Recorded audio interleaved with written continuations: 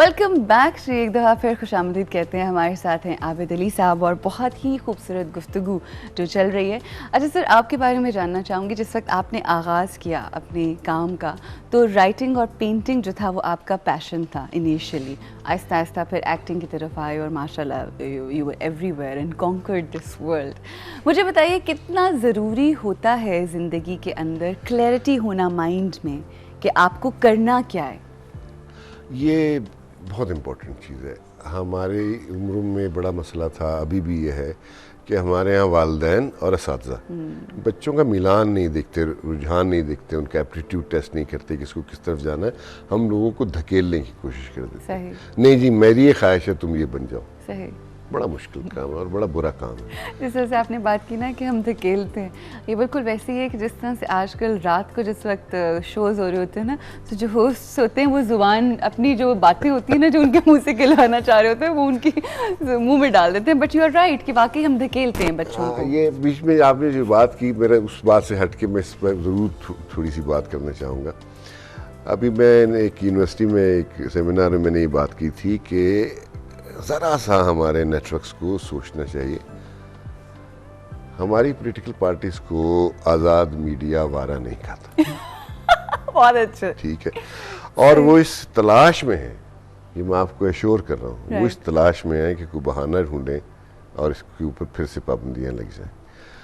Media को इस वक्त बहुत कॉशियस रहना है, उन्हें ऐसा जवाब नहीं देना चाहिए, और जवाब से उनसे बचने का एक ही तरीका है कि हम खुद एक सेल्फ सेंसरशिप कायम कर लें, हम खुद से एक ज़ाब्ता अखलाक बना लें, उसके पाबंद हो जाए।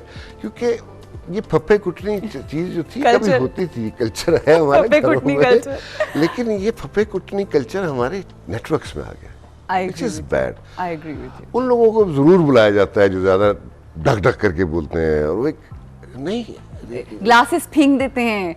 और दुनिया को क्या बता रहे हैं? Right, I agree with you. हम दुनिया को क्या एक इलेक्शन के लिए बेईमानियां करके सीटें लेने के लिए करते हैं? क्यों? सही भाई, लेट इट बी फेयर। और वो बात कीजिए, आप क्यों भूल जाते हैं जो थोड़ी देर पहले बात कर रहा था कि जाना है एक दिन और जवाब देना है अल्लाह ताला को। यहाँ तो झूठ बोल लोगे, सच बोलोगे, माल इकट्ठा कर लोगे, कब तक? कोई लिखवा के आया है, कितना जीना है उसको नहीं करना चाहिए। और हमारे नेटवर्क्स को भी, हमारे एंकर्स को एक तमीज़ और एक रख रखाव, पढ़े लिखे लोग हैं, इंटेलेक्चुअल्स हैं, दानिश्वर हैं, कम से कम कहलाते तो हैं। तो अगर कहलाते हैं तो बन के भी दिखाएं। अच्छा, एक सवाल मैं आपसे ज़रूर पूछना चाहूँगी, ये जो रात का जो सिलसिला शुरू होता है 7 बजे से शुरू हो जाता है नॉल दैट, क्या इस सिलसिले ने जो हमारे करंट अफेयर के प्रोग्राम्स हैं, इन्होंने एंटरटेनमेंट के बिजनेस को अफेक्ट किया है, आपको लगता है? एंटरटेनमेंट यहाँ ज़्यादा हो गई ना, लाइव एंटरटेनमेंट। एब्सोल्युटली। तो उसको भी इफेक्ट किया। उसके अलावा बेमसलन मैं, मेरे जैसे बहुत से लोग हैं कि हम न्यूज़ के वो देख के, तो अगर कोई ड्रामा अच्छा है देख लिया फिल्म, वरना हम चले जाते हैं डिस्कवरी पे, नेशनल ज्योग्राफिक पे, और वहाँ मासूम से जानवर हैं जो अब तो दरिंदे जो है ना वो मासूम लगने लगे, शेर और चीता इनके मुकाबले में मासूम लगने लगे। You are so right। तो ये अच्छा है भी, कुछ नहीं, मुश्किल बात नहीं है, अपने अंदर अपने ज़मीर में झांकने वाली बात है कि कहाँ तक हमने कितना खराब होना है। अब यहाँ तक तो नौबत आ गई कि गाली दी जाती है और उसको अरेज किया जाता है, और टी टी टी करके गालियाँ तक आ गए। ऐसे ही जी, कई दफा ऑनियर चली जाती हैं जब लाइव होता है। कौमें हैं, हमें ऐसा करना चाहिए। और वाकई खैर इस बात के ऊपर मैं तो इस वक्त हंस रही हूँ, मगर वाकई ये एक बहुत सोच तलब बात है। इस पे हंसना नहीं, बल्कि वो लोग जो ये सब कुछ करवा रहे हैं, चाहे वो चैनल्स वाले हों, ओनर्स हों, चाहे वो उनकी मैनेजमेंट में, खैर उनको सोचने की ज़रूरत है। बिकॉज इस वक्त हमारे माशरे की जो, हमारे बच्चों की जो तरबियत है वो उनके हाथों में है, और क्या तरबियत दे रहे हैं वो इस तरह से। ये बिल्कुल ऐसा है एटीट्यूड। मुझे माफ़ी चाहता हूँ माजरत के साथ, एक ज़माने मेले लगते थे ना, तो मेले में यहाँ मौत का कुआं है, यहाँ मौत का गोला है, सर्कस है, जलेबी वाला है, फलाना, वो अट्रैक्ट करने के लिए ऊंची ऊंची आवाज़ों में गाने और चीज़ें और ढोल ढमक्का, और बाद हिजड़े भी नचाते थे, और ये सब वो लग रहा है कि मेरी तरफ आओ, मेरी तरफ। या आप सड़कों पे जाएं जहाँ ज़्यादा रेस्टोरेंट्स होते हैं, आप गाड़ी लेके जा रहे होते हैं तो कहता है सर फलाना फलाना, वो कहता है फलाना जी फलाना। ये क्यों? हम तो बहुत पढ़े लिखे लोग हैं, और हमारी बात बड़ी मजबूत जामी होनी चाहिए। हमने लोगों को सिखाना है, एजुकेट करना है, एजुकेट करना हमारा मकसद है। वरना करंट अफेयर से एजुकेट कीजिए, करंट अफेयर्स की वो आतिशबाजी ना बनाए। बिल्कुल बिल्कुल, ये समझ जाएं अगर हमारे देखने वाली बात। अच्छा जी, आप मुझे बताइए, दुनिया में हम लोगों से दोस्ती कर रहे होते हैं, ज़रा आपकी तरफ आते हैं, छोड़ें उनको, जो कर रहे हैं करते रहें, मगर अल्लाह मियां नेकी की हिदायत दे उनको।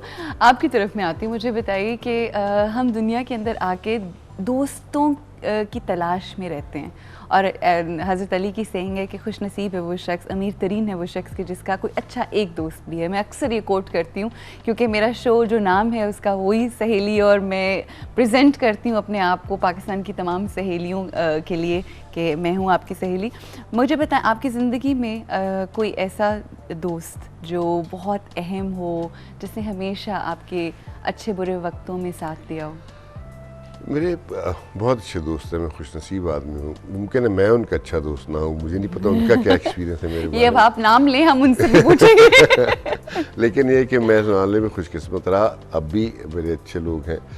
और एक चीज़ जो ज़िंदगी से मैंने सीखी, ज़्यादा अच्छी दोस्ती रखने के लिए, ज़्यादा अच्छे दोस्त रखने के लिए एक बड़ा आसान गुर है, तवक्को ना रखें। बहुत अच्छा, बिल्कुल सही।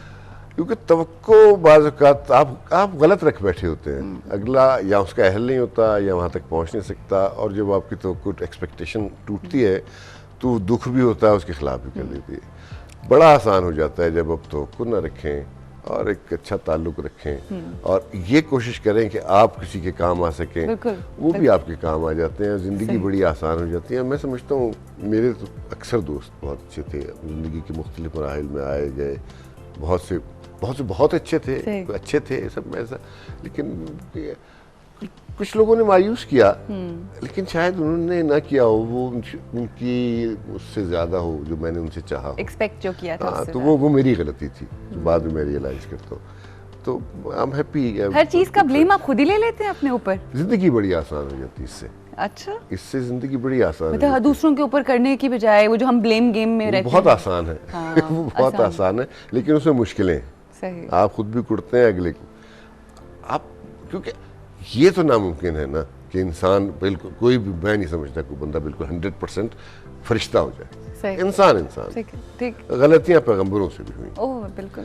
तो जब गलती इंसान कर सकता है तो यही सोच लें कि शायद उसने ये गलत नहीं किया था, मुझसे गलती हो गई होगी, तो ठीक हो जाता। ज़िंदगी में आपके रिश्तों में, आपके दोस्तों की बात नहीं कर रही, ख़ास तौर पे रिश्तों में, अगर कभी आप किसी से गलती हो गई तो आपने माफ़ कर दिया या नहीं? ये मैं बहुत इतना अच्छा हमेशा से नहीं हूँ, ज़िंदगी में आदमी सीखता रहता है, हम भी बहुत कुड़े हैं, मैंने ही बहुत लोगों को दिल में भी बुरा भला कहा है, सामने भी बुरा भला कहा है, झगड़े भी किए, लड़ाइयाँ भी की, गुस्से भी आए, लेकिन फिर सीखते सीखते समझ में आई ये बात। इसलिए मैं इसको दोहराता भी रहता हूँ कि जो बात मैंने मुश्किल से सीखी है, शायद अभी किसी के कान में जल्दी उतर जाए, मुश्किल होता है ये और काम। वो अगर 1% में कोई एक बंदा भी उस पर अमल करने की समझ में आ जाए तो काफ़ी है, क्योंकि ज़रूरी नहीं कि आग की से जल के ही सीखा जाए कि जलाती है, मान भी लेना चाहिए कि जलाती है। बिल्कुल सही। तो उसके लिए पर्सनल एक्सपीरियंस हर चीज़ के लिए अगर ज़रूरी होता तो फिर आप जहाज़ में बैठना छोड़ देते। बिल्कुल। कि मैं खुद ईजाद करूंगा, लेकिन आप किसी की ईजाद की हुई चीज़ में बैठ जाते हैं ना, रेडियो की बात एंजॉय करते हैं, टीवी को करते हैं, कार को करते हैं, तो जब आप उस तजर्बे से फ़ायदा उठा सकते हैं तो इस तरह के तजर्बों से भी फ़ायदा उठाना चाहिए। ज़िंदगी और अच्छी हो जाएगी, आपको और कुछ सीखने के लिए वक्त मिल जाएगा। बिल्कुल सही। आपकी अपने आप से दोस्ती है? हाँ, और वो होनी चाहिए। उससे ये होता है कि आप खुद एहतसाबी भी कर सकते हैं, आप अपने आप को मज़ीद बेहतर भी कर सकते हैं, आप एंजॉय भी कर सकते हैं। बल्कि कभी कभी तो लगता है कि मेरी अपने आप से दोस्ती सेल्फिश होने की हद तक भी है। अच्छा। हाँ, क्योंकि खुशियाँ अच्छी लगती हैं, अपने आप को खुश रखना अच्छा लगता है, एंजॉय करना अच्छा लगता है, लेकिन दूसरी तरफ लोग ये कहते भी हैं कि मैं लोगों के बारे में बहुत सोचता हूँ और बहुत करता हूँ, तो मैं ख्याल ठीक है। और ये भी अपने आप से ही दोस्ती होती है, जब आप कोई नेकी करने की कोशिश करते हैं और अपने रब को खुश करने की कोशिश करते हैं, वो भी अपने आप से दोस्ती है, वो भी एक सेल्फिशनेस है, ये भी अच्छी सेल्फिशनेस, बहुत अच्छी पॉजिटिव सेल्फिशनेस। अच्छा, दुनिया में बहुत से लोग आपको बहुत पसंद करते हैं, मतलब जैसा कि मैंने शुरू में कहा था कि दो लोगों के दिलों पे राज करते हैं, बहैसियत इंसान भी, बहैसियत फ़नकार भी। मुझे बताएं, कई दफ़ा ऐसा होता है आपके पास सब कुछ होता है मगर आपको खुद से मोहब्बत नहीं होती। मुझे जवाब आपने थोड़ा सा आधा तो दे दिया कि पहले जिस तरह से आपने कहा दोस्ती के उसमें, मगर आपको खुद से मोहब्बत है? नहीं, बहुत ज़्यादा नहीं है, ये क्योंकि मैं अपनी खामियों को दुनिया के किसी भी बंदे से ज़्यादा जानता हूँ। मुझमें ये खामियाँ हैं। अच्छा, 2-3 बता दें। मतलब एक मैं जज्बाती हूँ, मुझे गुस्सा आ जाता है, मैं थोड़ा सा सेल्फिश हूँ, मुझे थोड़ी सी खुशामद तारीफ अच्छी लगती है, वो सारी इंसानी जो खामियाँ होती हैं वो हैं। अच्छा, गुस्सा जब आता है तो क्या करते हैं? मैं बकबक भी करता हूँ, चीखता भी हूँ, जब बहुत ज़्यादा गुस्से की मेरी पहचान ये होती है कि मेरे लफ्ज़ समझ में नहीं आते, मम्बलिंग शुरू हो जाती। लेकिन आहिस्ता आहिस्ता वक्त के साथ बहुत कंट्रोल हुआ। अच्छा। पहले मैं सेट्स पे बहुत चीखता दहाड़ता, अब मैं बहुत कम करता हूँ। और फिर दूसरी खामी सबसे बड़ी है कि जब मैं किसी को डांट डपट देता हूँ, कुछ कर लेता हूँ, तो फिर उतना ही ज़्यादा मुझे उसका अफसोस हो जाता है बाद में कि हो ये क्यों किया, गलत हो क्या, नहीं करना चाहिए था। तो वो है इंसान, अरे इंसान ऐसी इच्छा, थोड़ी खामियां थोड़ी ज़ाहिर है, कंप्लीट तो हो ही नहीं सकता इंसान। अच्छा, जब आपने अपने करियर का आगाज़ किया तो उसमें अता शाद साहब जो थे उन्होंने आपको बताया कि आपकी आवाज़ बहुत खूबसूरत है, और ज़ाहिर है दुनिया के ऊपर आप दुनिया वाले जानते हैं कि जहाँ पे आपकी आवाज़ चल रही हो, इवन अगर वॉइस ओवर चल रही हो, तो you can recognise it's your voice. कोई ऐसी खूबी, मतलब मुझे पता है आप बहुत हम्बल हैं और आप बताएंगे नहीं, लेकिन आपको बताना पड़ेगा, कोई ऐसी खूबी जो आपको लगता है कि आपके रब की वाकई अता है आपके ऊपर? एक तो यही चीज़, क्योंकि आवाज़ मैंने नहीं बनाई, सही, मेरे अल्लाह ने मुझे दी, और बाद में ये उसका मुझे पता बाद में चला कि मेरी आवाज़ अच्छी। अता साहब के कहने पे फिर जब रेडियो क्लियर हुआ, फिर लोगों ने सुना, वरना मेरे घर में मेरी आवाज़ का बड़ा मजाक उड़ाते थे। नहीं रियली वो शायद वो एज होती ना जब बंद नहीं होती है। बिल्कुल सही है, ठीक। और इसी तरह फिर मुझे किस लोगों ने कहा, लोगों ने बताया कि तुम्हारी आईज बहुत एक्सप्रेसिव हैं। तो ये तो मैंने पढ़ा था किताबों में कि अच्छा, आप ये वैसे छुपा गए हैं बात, आपको लोग खवातीन ने बताया होगा कि आपकी आंखें भी, क्योंकि एक्सप्रेशन के लिए, एक्टर के लिए अच्छी आंख का एक्सप्रेसिव होना बहुत जरूरी है। फिर मुझे एकदम बहुत शुरू की बात है, अखबार खवातीन की एक खातून आई इंटरव्यू लेने के लिए, तो कहने लगी आप जो इतना अच्छा हंसते हैं, क्या आप इन्हें बनाई हुई हंसी या नेचुरल है? अच्छा। मैंने कहा अल्लाह पाक की कसम, आज आपने कहा तो मैं अब सोचूंगा, वरना मुझे अपनी हंसी बुरी लगती है। मुझे लगता है मैं बहुत बेढंगा हंसता हूँ। नहीं नहीं नहीं, आपकी हंसी तो बड़ी पॉपुलर है। अच्छा, मैंने कहा ठीक है, मैंने कहा जी अब आपको मैं हंसता ही मिलूंगा, अब इसको रखेंगे संभाल के। तो ये चीज़ें पता चलती रही, फिर मैं उस पर गौर करता रहा। तो फिर मैंने कहा अच्छा, ये तो ये दोनों तीनों चीज़ें फिर वो ये है कि अल्लाह की देन है। हाँ, ये ज़रूर हुआ, मेरे असातिज़ा ने रेडियो में जो लोग थे, सरंजुम मरहूम, जमील मलिक साहब, अली हसन, कमरेली अब्बासी, आरिफ वक़ार, इन सब लोगों ने मेरी शुरू में ट्रेनिंग की, मेरे लबो लहजे की, मेरे तलफ़ुज़ की, और मुझे आवाज़ का इस्तेमाल बताया, बेसिक्स बताई, और फिर उनकी उस तालीम के ज़ोर पे फिर मैं उसको ग्रूम करता चला गया। यानी अल्लाह की इनायत थी, उस्तादों का रास्ता दिखाना था, और फिर मैंने मेहनत की। सही। और मैंने मुझे बताया गया कि मैं जब शुरू की मेरे कई ड्रामों में मैं देखता हूँ हंसी भी निकल जाती है, मैं ब्लिंक बहुत करता था। अच्छा। अभी भी कभी कभी डायलॉग मुझे याद ना हो तो ब्लिंकिंग।